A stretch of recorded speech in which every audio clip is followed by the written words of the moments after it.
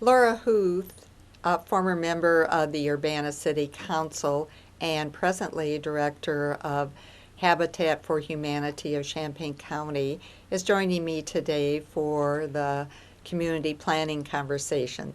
Laura, thank you so much for coming over and telling us a bit about the Four Houses 5 Day Builders Blitz for Habitat for Humanity. But before I get you started on that, because I know that's going to be a very enthusiastic conversation, just for our viewing audience, tell us a little bit about yourself and your educational background, and Sure. how did you get to this point in your life? Well, it was through epiphany, actually. I grew up outside Chicago and went to school in Peoria, Bradley University. Had every intention of being a lawyer. That's what I was always told I would be good at.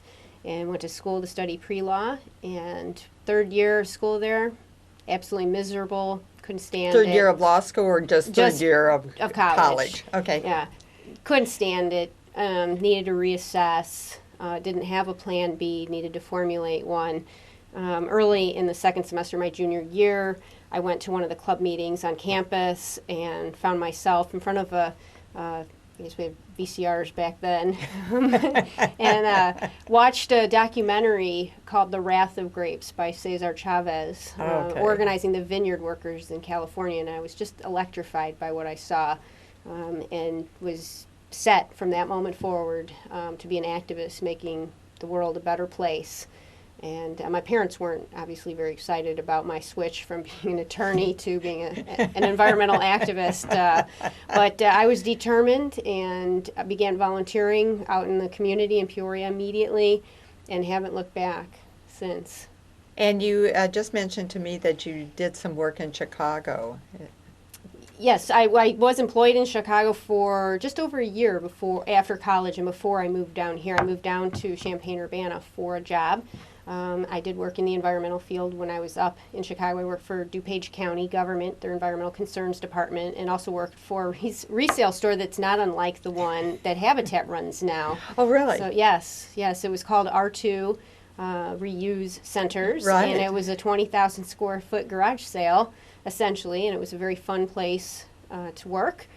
And who knew that that was going to be valuable experience when I had my interview for Habitat. It was very surprising for me to say, and by the way, I also happen to have experience in the Retail retail resale experience. So, experience. Well, yeah. along with your epiphany of discovering that law school was just not on your horizon, any books that you've read along the way that have pushed you even further into the social activism? I don't know if books so much. I mean, an avid reader. I love to read. I was always like at the top of the list with the reading stuff when we were kids, in the summer reading clubs. But I guess more impacting to me are my interactions with people in my community, and what it is that they see, what they vision for their community, and trying to work with them to join visions together that are similar and working for some common good, some common cause. Well, you have a fabulous common cause, and congratulations to Habitat. That was quite a feat, and I'm so glad we have a long time to talk about this, because I'm sure others, as myself, are curious, how do you put together building 4 houses in 5 days, organizing people, making sure the materials are on the site? Most of us can't build a house in 12 months and accomplish it, so tell us. Right. Well, the whole idea sprung from a conference that I was at last year. We went to a Habitat International conference, and while we were there were two fellas, one that worked for International and one that was a builder out in North Carolina. And they always a good way to get activists to meetings is to serve food, and they brought us to a fairly nice restaurant, and then they showed us this CD, this video of a mini scale blitz build. It was a 12 house blitz in North Carolina that just was absolutely riveting for me to watch this transformation instantly taking place in that community. And with the builder there himself to tell the story of how this came together, he was just so absolutely confident that this was something that we could do. We, meaning me and the other executive directors that were there, I was completely sold on the idea. I went back to my affiliate and said, we're going to participate in this and we're going to build 2 houses. And my board said, okay, 5 days, right? Okay. Well, okay, if you think we can do that. So we then set out on the not so easy task of getting the builders signed up for this. So, the ask was give up your life for a week. Oh, actually more, because there's a bunch of planning meetings that go on ahead of time. But definitely donate your life to us the week of June 5 through 9. Get your subs and suppliers to donate nearly $100,000 worth of material and labor. And then get them all to work together, standing on top of one another in 5 days to build this house. All while you're under the microscope of the television cameras. So, we were well prepared to hear no. Fortunately, one of the very first people we talked to was Jim Walder from Timber Creek Developers. And we sat down with him kind of like this and showed him the same video that sold me on this idea. And my first comment after he was done, I was thinking to myself the whole time, he must think we're absolutely crazy. He saw it and I said, well, you obviously probably need time to consider this. It's a big request. And he's very tall. He stood up and he said, that won't be necessary. I'll do it. Now, I was not prepared to hear yes that day, but we handled it in stride and we thought, gosh, we've got ourselves a program. And we went and talked to the Atkins group next. They signed up and they challenged another builder to join them. And so all of a sudden we had a 3-house build. And, so each one was committed to one house. Each one was committed to building one house. I had 4 lots. I was going to build on 3 and use the 4th where we were going to put our logistical tent. About 3 weeks later, we sat down and met with Ramshaw Real Estate and they were trying to sell us a building for our move, the move for the homework store. We sat down with them. By the end of the lunch, they were the 4th builder signed up for the home builder splits. So that was our 4th. That was how we actually doubled the size of our program. Once it got going, it doubled in size, and it was just amazing. The builders' belief that this was a program that was going to bring real change to the community. Oh, well, a couple of logistic questions before you get further into your story. When you and I were talking before the show started, you indicated to me this was something that was happening in other parts of the United States at the same time. Why don't you talk about that? Sure. It was just a very small scale. Tom Gibson is the name of the developer in North Carolina that basically invented the idea, if you will.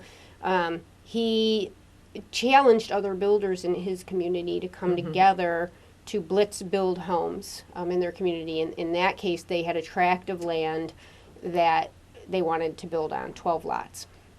Their program was very successful, and they decided to do it again the following year, particularly after a neighboring community came to them and said, that was a good idea. Can we work with you on that? So the next year's project ended up to be 30 houses between the 2 cities. And then at that point, International noticed and went to Tom Gibson and said, we want you helping to develop this into a larger program for Habitat.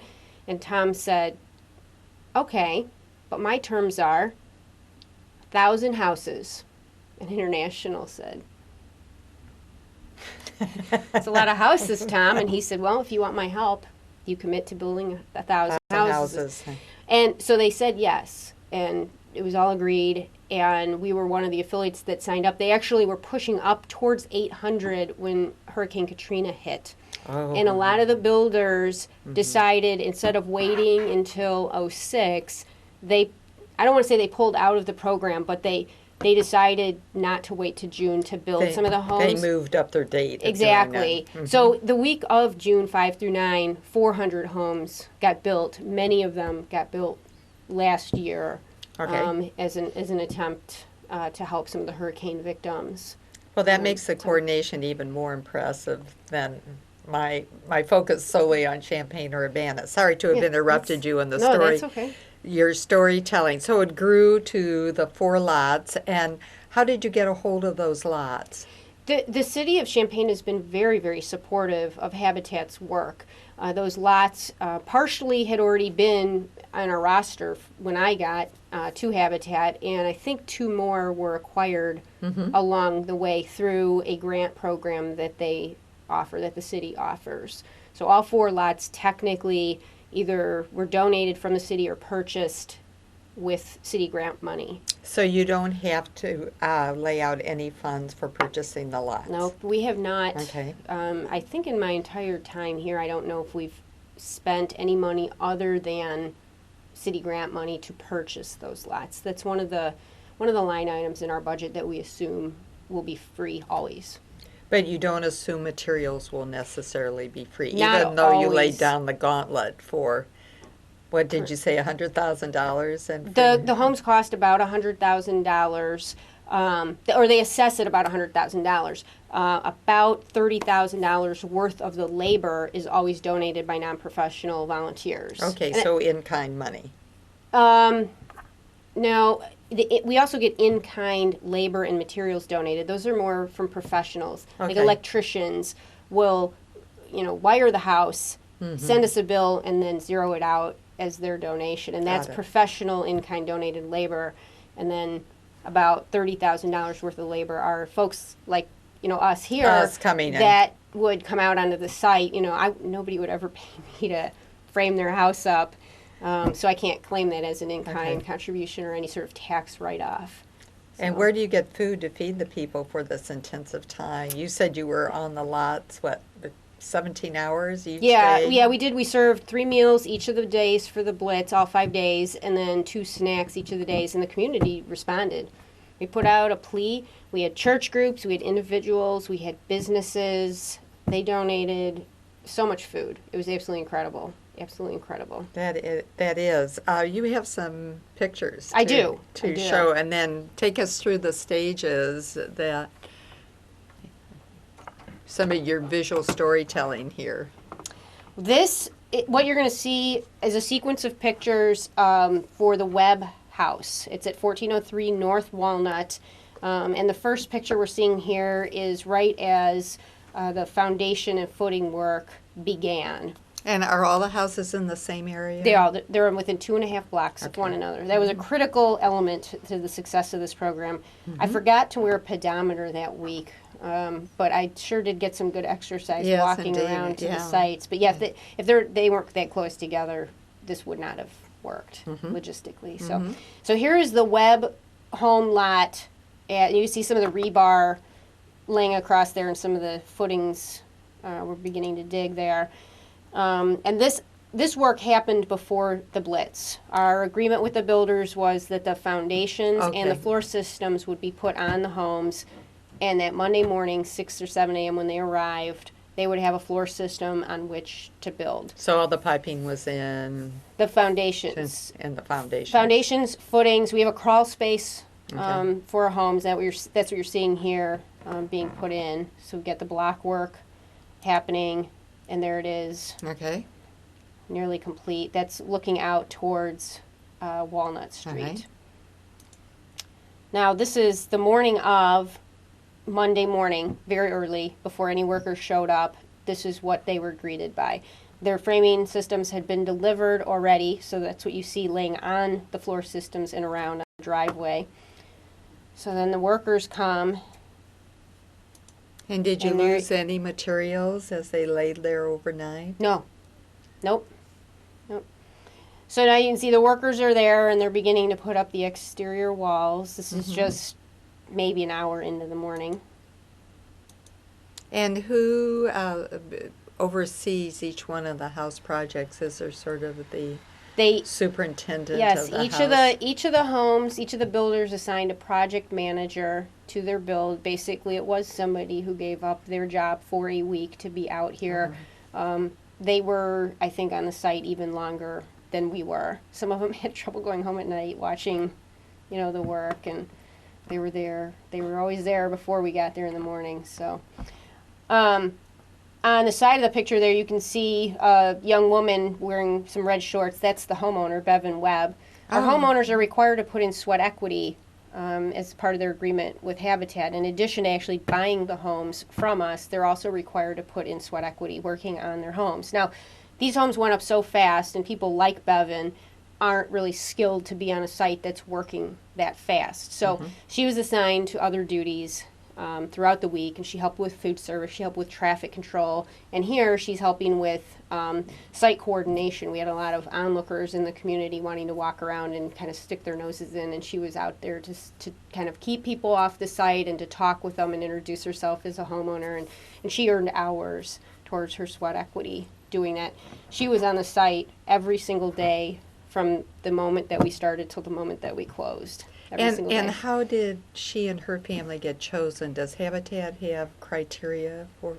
We do. We have 3 criteria. We have income requirements. Families must be making an income, and they must not be making too much of an income. So our criteria are that they make between 25 and 50% of median family income.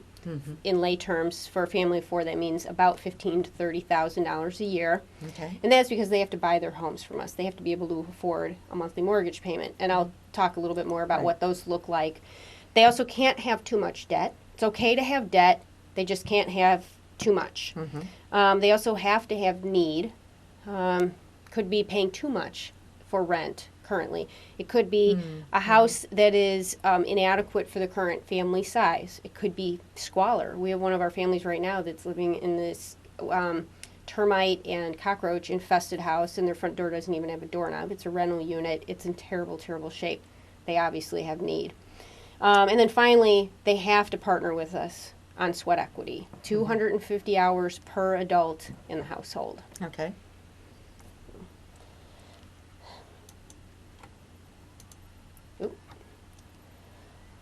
We're losing the pictures.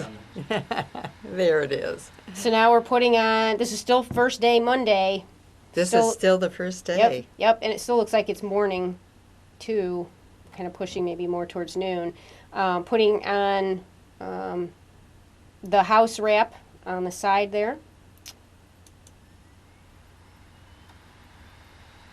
Now, is the design of all 4 houses exactly the same, where you have an architect who individualizes the design? They all had a standard design that they were allowed to modify to a certain degree. There are certain specifications that we ask that they meet. You know, this is not one of those shows where you're like, move the truck or bus or whatever they say. And then, you know, there's some 8-bedroom mansion with a whirlpool and all that behind it. These, you know, 3 and 4 bedroom homes, 1.5 baths type of thing. Okay. But her house has a slightly vaulted ceiling in the dining room. We permitted that sort of thing. A couple of the others modified their front porches a little bit to get more of a cottage feel approach to the home. Those sorts of modifications we So felt were are fine. these designs that come out of Habitat, or you choose them from? They were our designs, and now the architects, or I'm sorry, the builders, after their modifications, are going to, I think, be giving us those designs, and we can make those available to more homeowners. So now you can see the beginning of the trusses are being put on. Now, you're not talking at all or sharing with us the incredible accomplishment of coordinating, getting all of these materials to the site for the beginning day. The builders took care of. They did. Yeah. Ah. They called in a lot of chits, didn't they? Yeah, I think so. I think so. Here's the final portions of the trusses being put onto the roof at the Webb residence. Sorry, this is taking a little while. Now you can see that the roof sheeting has been put on, and looks like they're about to put down some of the paper on the roof, and that front porch has been added. Now, are we at day 2? No, I think that's still day 1. That's still day 1. I believe so. All right. I believe so. And there's the paper's been put down. And we're envisioning exactly the same process going on at the other 3 lots. Exactly. All right. Exactly. This, I believe, might now be day 2. So the vinyl siding is going. The other last one might have been day 2, given the location of that truck there. All the days were kind of blending together. We're out on site for 17 just hours. in fairness to levels of expectation of just how much of a house can go up in one day. Right. So this, I believe, then is still day 2. You can see that by and large, all of the siding is now done. And they moved into doing some of the amenities, the shutters, part of the banisters on the porch are on, and then of course the sod work is going in. Now we just sodded the front yards, not the entire yards of these homes. And what about finishing the interior? You know, well, there aren't any pictures of the interior here. These are just external shots to show progress, but the interiors don't come with any sort of furniture, but we do, paint and carpet.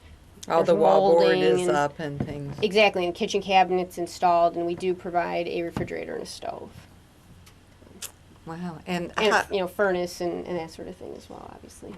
And you were going to talk about costing these out and how much they then will sell for. And does Habitat have a method to keep the cost of these houses when they turn over still in that range for lower income people? Right. Well, grant agreements with the city, we have to, if the homes end up being sold, if we've used city grant money, we have to maintain the income levels that we originally, of the homeowners that we really put in there, the 25 to 50% MFI, median family income. But if I bought that house, say for $100,000, just to keep the figures even, and I move out of it in 2 years, and it's valued at $150,000, can I sell it at $150,000 and make a $50,000 profit? You cannot, and here's why. Actually, we sell the home. This home right here that you were looking at before was sold to the Webb family for $65,000. Okay. It assesses at about $100,000. Okay. So they just signed a note for $65,000, and they could theoretically turn around tomorrow and sell their home and get $100,000 for it.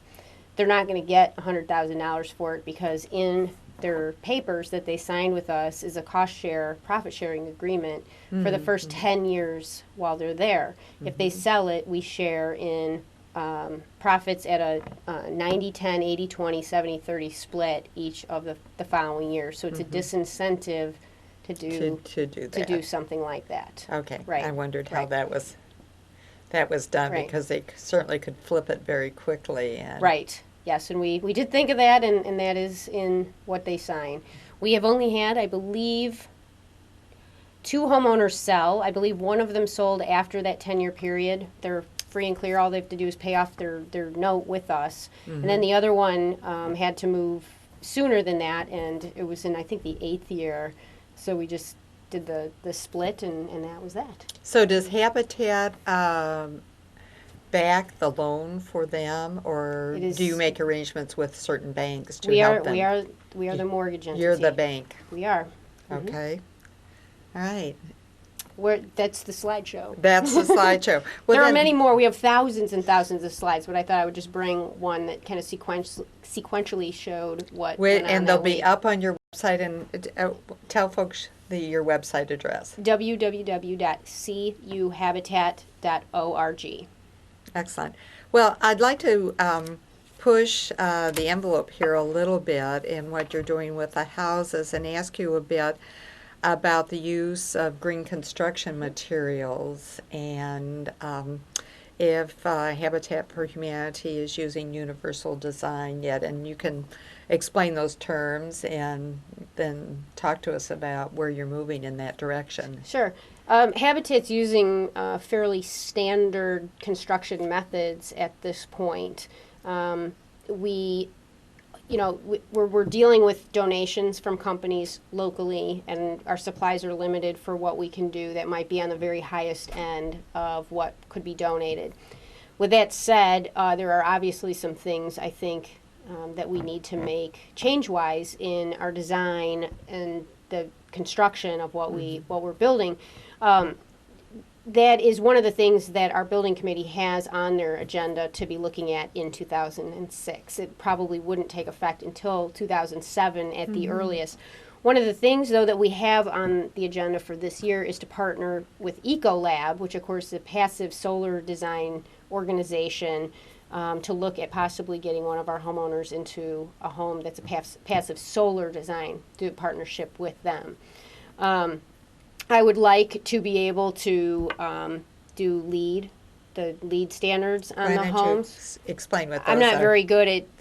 You might be able to explain it better. It's an energy rating for home construction. I don't know. It's not just residential homes. It's for industrial. Different criteria for different types of construction, but it helps give a judgment on just how much green construction has been used in a building, and you get points for different aspects, Right. and to encourage people to do that more and more.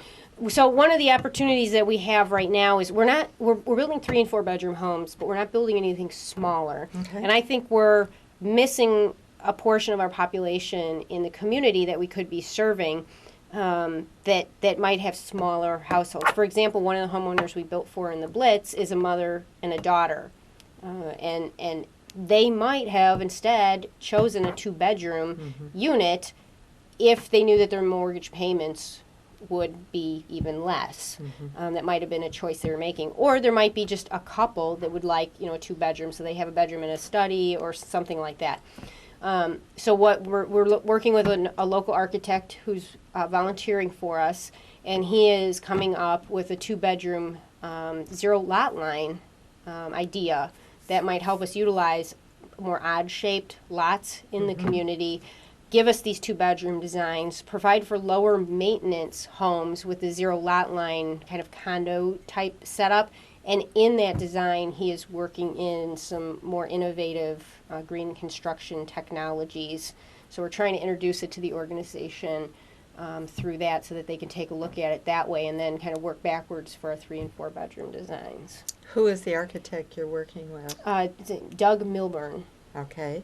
And for folks who have been watching the program for a while, you mentioned the Passive Solar House. Katrine Klingberg, who is the founder and director of Ecolab, was on an earlier Community Planning Conversations program and is in the process right now of building a house on Fairlawn, right across, kitty corner from King's School in Urbana. So it is a nice blending of what Habitat does and what Katrine is working It does. It toward. seems like a very natural partnership for the two organizations to be working together in some capacity. So I'm hopeful that we're able to work that out. The city of Urbana has actually been very supportive of having that partnership form.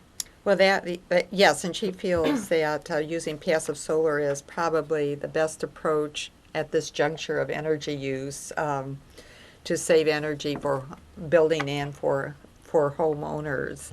And what about universal design? Are you thinking about that as you're redesigning houses and designing the places for aging in place? I'm not sure that I understand universal design. Universal design meaning that anybody can get to any place in a house. Oh, accessibility. No, accessibility means that you only get to a certain amount of the house. They're We're visitable. Visitable is that same limitation. Right. So the houses are all built now to be visitable. Okay. If a family is selected that needs full accessibility, obviously a home will be made to those standards. There really isn't a whole lot that we would need to do differently, I think, to implement that. It's just a matter of course. And I think that is also something that Doug may be looking at implementing in his design, but certainly something that we'd like to look at. It makes sense to build it that way. It doesn't cost very much more to build it out. It doesn't like cost that. any more, yeah. So it makes sense to if we're going to go ahead and modify plans for other reasons, to go ahead and make that a part of that. All of our homes are ramped right now, so it makes sense to go that extra step to do that. And has Habitat taken advantage that we have a School of Architecture and Urban Planning and Landscape Architecture right here in the in your backyard? I'm sure that they have. We've used the same design since I got here for 2.5 years, but the plans, obviously have come from somewhere. I do know that Doug Milborn is working with students from U of I, presumably from that department, and working on these plans. So I'm sure late August, early September, when the students come back, we'll see a lot more activity on that front. At one point in time, did the architecture students, were they involved in building a habitat house, or maybe it was before your tenure? It was before my, if it was before my tenure. The student chapter at U of I, they have built at least 8 houses, 7, or this might be their 8th house that they're going to be working on this fall. So they've been very, very active, and it wouldn't surprise me in the least if at some point along the way they engaged that department at the university in one of their builds. It would make perfect sense. I wanted to mention a group up in the Chicago area. I learned a great deal about them at a recent conference up in the city, and it's a group called Bethel New Life. They are in the western part of Chicago, and they're a community development corporation, and I was so impressed with what they're doing from the perspectives of really pushing the envelope on green construction and using solar collectors on the roof shingles and doing some of these very new technology. Does Habitat ever look to other organizations as models of what Habitat could start doing or adopting? Sure. I mean, any ideas that we can use to improve our practices, wherever they came from, another Habitat affiliate or some other organization, I'm sure that we would look at. The models that we've been using internally have been working for what we need them to, but I think that there's definitely, as I said, room for improvement. Are we going to be able to put solar shingles on our roofs? I don't know, but it seems like something that could be cool and that we should probably at least investigate it. I have no idea if we'd be able to get materials like that donated for each one of our houses, or what the cost difference is between what we're using now and what those cost. We need to be conscientious that we're passing along homes that are actually affordable to the homeowners we're selling them to, while not putting us out of business either. So if we can strike that balance, then I say then it's something we should look into. Now that you've got 4 homes built, and are they totally finished, or are yeah, those last minute things? I have the ramps that I need to put on 3 of the 4 of them, But basically they're done. And then what's the rest of the need within the community and low-income housing? Well, there's no we could be working 24 hours a day. No shortage of need. Huh? There's no shortage of need. There's 26,000 people live in what is technically defined as poverty in our community. Say that number again. 20, I don't think people realize how many people. No, it's defined. I mean, it's poverty defined. Not all of them are living in these deplorable living conditions, but it factors in things like hunger and housing and that sort of thing. So 26,000 people in poverty, federally defined poverty situation. About 700 people contact the Habitat office annually looking for some sort of assistance from our organization. Now, only a portion of them even, are eligible for the type of program that we offer. We got a lot of hurricane victims in needing immediate housing, and people saw 4 homes go up in 5 days, but I can't do that just on the drop of a dime. That took 9 months of planning beforehand. So when hurricane victims came, and we decided we were going to set up something different to help them, and we basically gave them gift certificates to the homework store, so that once they were able to find a place, we could help them outfit it for free partially. But the other folks come in, they've had a fire, or they've had some tragedy go on, and we're just simply not able to help those families. We can't turn a house around in that amount of time. Other folks just need repairs to their homes. We also don't have a program that runs that. I mean, we're a home building agency. So what we do is give those people the resources that they need to find the help that they need. The help book is a great resource. The help book?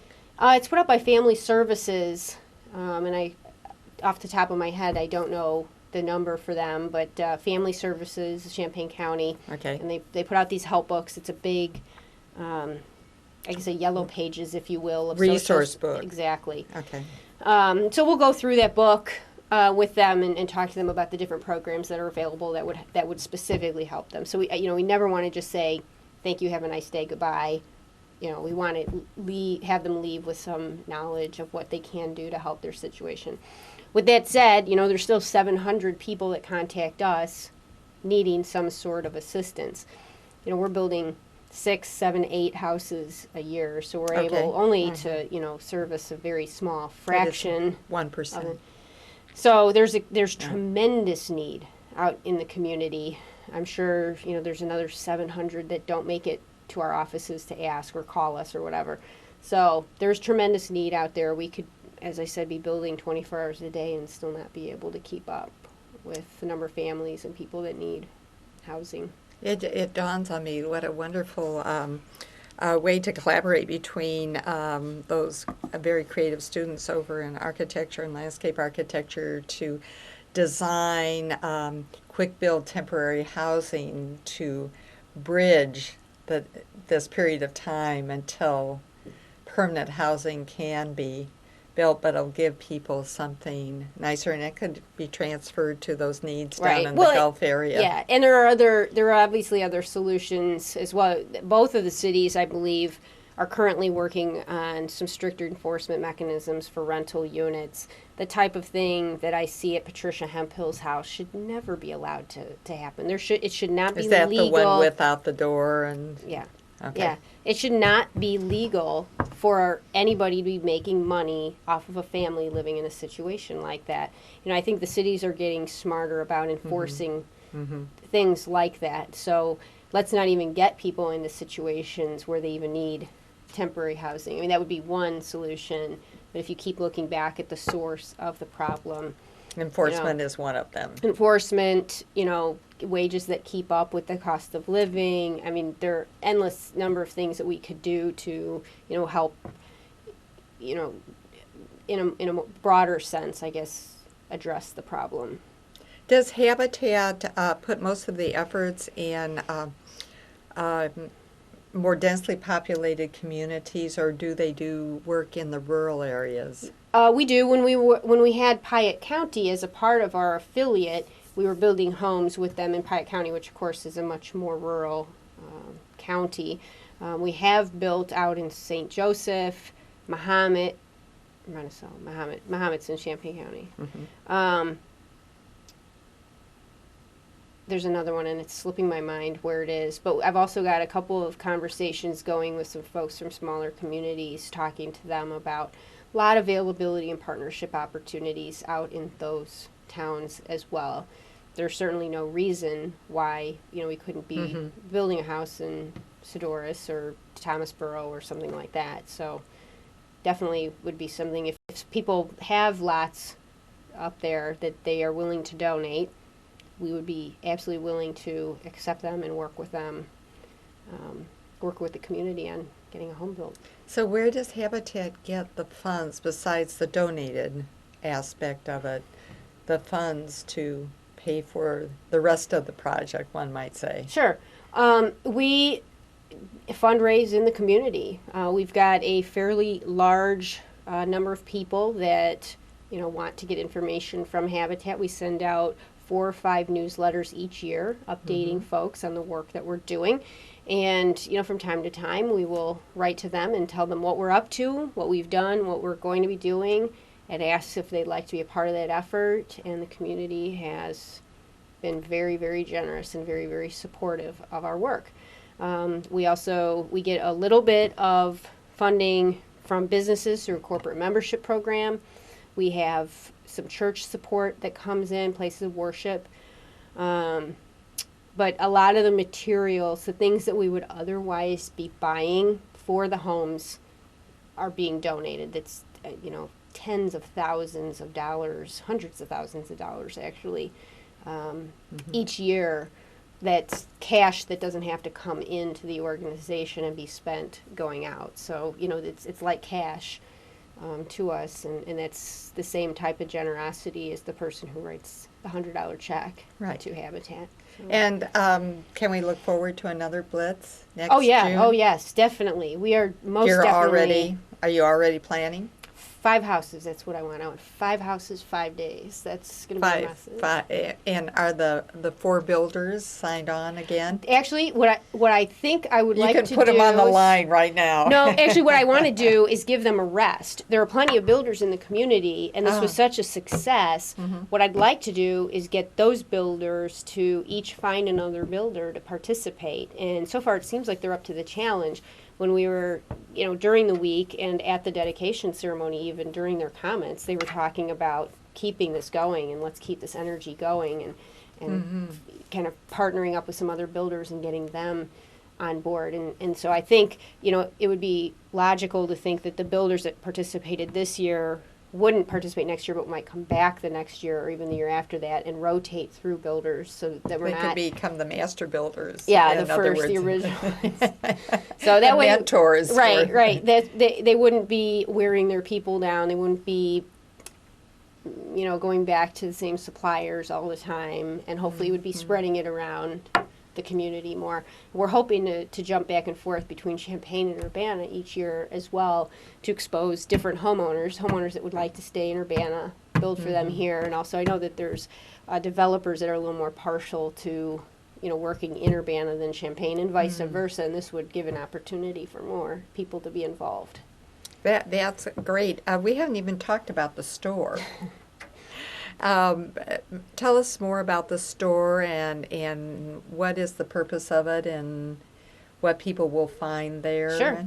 The Homeworks resale store is, like located. I was saying, it's at 40 East University in downtown Champaign. It's right across the street from Illinois Terminal. And it's a 10,000 square foot resale store that sells everything and the kitchen sink. We don't carry clothing, but if people are looking for tchotchkes, homewares, furniture, building materials, appliances, sinks, I mean, you name it, we've got it there. Do you have an exchange in the sense that I have almost a full gallon of paint left over and I bring it to you, then can somebody come and pick it up and use it in their home, or do you sell it? They have to sell it. We sell it, and the money raised in the store helps to fuel the home builds. So the more home builds, the more people shop at the store, the more home builds that we're able to undertake. And the store's growth in the last 3 years, we just turned 3 in May. You can see the growth of the store over those years has just been absolutely phenomenal. It's almost crazy over there. Even me trying to go over across the street into the store to find my store manager, I have to wade through customers and aisles that are full of stuff. In 2004 we built 2 homes. 2005 we built 4 homes, and we're going to build as many as 8 homes this year. So our production has spiraled up, and the revenues in the Homeworks store have as well. So I think that there is a pretty strong correlation between the success of the Homework store and the number of homes that we are able to build. And you use the word currently at this address. Does that mean you're looking for larger space? We found larger space, all right. And we're going to be moving later this year. We are going to be moving into the old Salvation Army building on University Avenue. It is just to the east of the viaduct in downtown Champaign. Still on a bus route. So it's that's still good. on a bus route. And it's about the same distance from the bus station as our current store is, across the street, just kind of a different direction. 27,000 square feet as opposed to the 10 that we have now. We will reconsolidate our offices and the store. Currently, we're across the street from one another. And we're going to offer some new amenities, a massive loading dock, which our volunteers, thought I'd see volunteers so excited over a loading dock, but they have about 100 square feet that they're working with right now. And they're going to get about 3,000 square foot loading dock, and they're happy as clams. And so we're pretty excited about that. The Homework staff will actually have offices that they can work from right now. They're in a room, all of them, all 5 of them doing their thing in this room. And the conference room is doubling as a break room, is doubling as a storage room. it's a disaster. So we'll have an actual conference room, we'll have an actual break room, we'll have actual storage space. It'll be very revolutionary. And where's Salvation Army going? They are moving up to the old Heilig Myers site on they North are. Market. Ooh, that's going to be tough. It is a bus route, but it will be a little bit harder for people Yeah, I'm not sure what their plan is to to get get there. clients up It's there. good space for them, but it isn't as centrally located. Right. Right. So anyway, they're going to be vacating a portion of their building to allow us to begin doing upgrades on July 10th. And at that point, we're going to bring in a bevy of volunteers. Call if you're interested. Begin doing the updates. Give the website address again so people We'll know get how to contact you. cuhabitat.org. All right.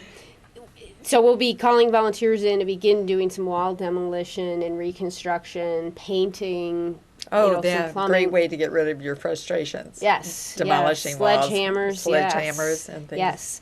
And then our plan is to have our offices open up at that location by August 15th. And then from there, we'll be overseeing the upgrades to the rest of the space, meaning the store space. And the store, during this whole thing, will be still open for business down at 40 East University. On December 1st, we'll reopen at the new store, the Salvation Army store, which will then be the Homework store. It's at 125 East University. And it'll be a 3-level store. There's a basement, a first floor, and then a portion of the second floor Wow, that they'll be that's in. a lot of space. Yeah, and the loading dock and drop-off area will be very nice. Customers will no longer have to double park with blinkers in the street on Market Street. So it'll be nice. And the only week we're going to be shut down is that week right before December 1st. And we'll just shut down both locations. Sort of Thanksgiving time for people to remember that. Mm-hmm. Make it easy Yep. to remember. Do people have to do anything special to arrange to donate, or is that any time, any place you're open? When we're open, yes. People, and we're not open on Mondays. People will continually come on Mondays wanting us to be open, and we have to have. You're we not have open to let, on Sunday either. We are. We are Oh. 1 to 5. Okay. Mhm. But we do have to let our staff off one day of the week. They need to rest. So Monday it is. They're open 6 days of the week. Tuesdays and Wednesdays from 12 to 7. Thursday, Friday, Saturday from 10 to 5. And Sunday from 1 to 5. So there's ample opportunity for drop-offs. They also do pickup service. They also have a delivery service also. Okay. And the Homework store is on the same phone line as our Habitat offices are. The store's phone is 355-6460. Their extension 14. And for those folks who would like to volunteer to help upgrade the store or the office space, the extension to dial is 10. That's our volunteer desk. Okay, excellent. And are you going to hold on to that property, your original property, for other use, or It's not ours. We're renting. you're renting? yes. So another business or entity will be moving there. Hopefully. Doesn't the Salvation Army have some housing up on their second They floor? do. And do. they And will that's- move that out yes. to Yeah. the old Heilig Meyer. Yes. It is a homeless shelter, transitional shelter for men. And so that's what they will be doing. Any other things that you would like to tell us about Habitat before we end our conversation today? Sure. Well, one thing that I had mentioned earlier that I said I would talk about were what our mortgage payments look like. Because That's right. it's a pretty good story. I mean, this isn't just your average mortgage payment. I'm a homeowner. I don't know if you are or not.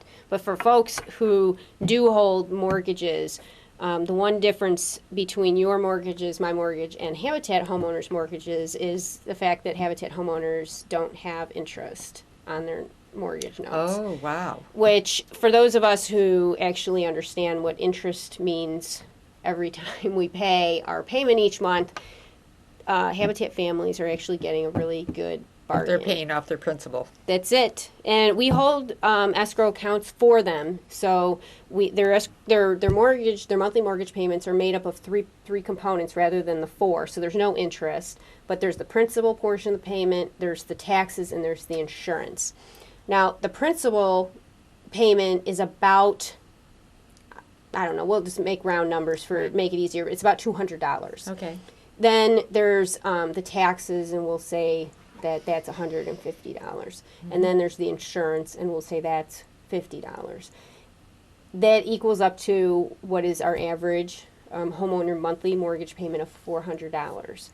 Now, here's what I heard when I told this to Patricia. Hers is actually about $450 because she's getting a 4-bedroom home, but she's the one who lives in the nasty cockroach-infested house. And when I was interviewing her, do you want to name the landlord? I actually don't know. I would Okay. if I remembered it off the top of my head, but I don't. Okay. I'm sure if people were to talk to her, they could stop by her new build site at 202 Bellefontaine, which is where her new home is being built, and I'm sure she'll tell you all about him now. Well, if he's that irresponsible, then more people should be aware of Right, it. right. Well, don't rent from him. Anyway, when I was interviewing Pat after she got selected for the program, and I was over there talking to her about what her sweat equity hours were going to look like, in that I said, well, gee, nice place you have here. Can I ask what you're paying in rent? And she goes, oh, yeah, it's $750 a month. She said, it's a big place, but it ain't very nice. And, you could see that. So, and then it was getting to be winter. I think she was selected in November. So it was right before it started getting really cold. And I said, well, what are your, Heating bill. what are your, the IP bills? And she goes, well, the last one was $750. $750, yes. And I said, it's not even gotten really She's cold going yet. to have a lot of discretionary income, isn't she? Now, here's what I had talked to her. I had brought all of her children in. She's got a set of twins and a set of triplets, and I had talked to each one of them. She was out of the room because I thought they might be a little more frank with me if Mom wasn't around. And each one of them, in talking to them, they told me a little bit about themselves, but they all said that they did want to go to college. So when we got to me talking to Pat about what her current payments were and her utility bills, I said, well, I have something I want to share with you that I think you're actually going to be really happy about. I don't know yet what your mortgage payment's going to look like, but I have a pretty good idea based on the cost of our homes. It's going to depend on the insurance on the lot that you the taxes on the lot that you choose, and the insurance, the type of insurance that you get on your home. But I think that your payment is going to be about $450. And she grabbed her chest, and she goes, and my utility bills? And I said, probably about $125. She goes, oh my God, what is it? I can't even do that math. She's going to have, probably about $1,000 now more each month, $12,000 more. And I said, each one of your kids told me that they want to go to college. And 3 of them are 18, so it's kind of right around the corner here. And she said, yeah, I guess maybe now I might be able to help them make that happen. So You have had a very successful first week of June, and thank you for telling us all about Sure. what happened in June of 2007. We're making this public. This Right, puts you on the right. spot. 5 houses in 5 days. Thank you again for joining us in Community Planning Conversations. Laura Huth is the guest today. And remember, planning matters.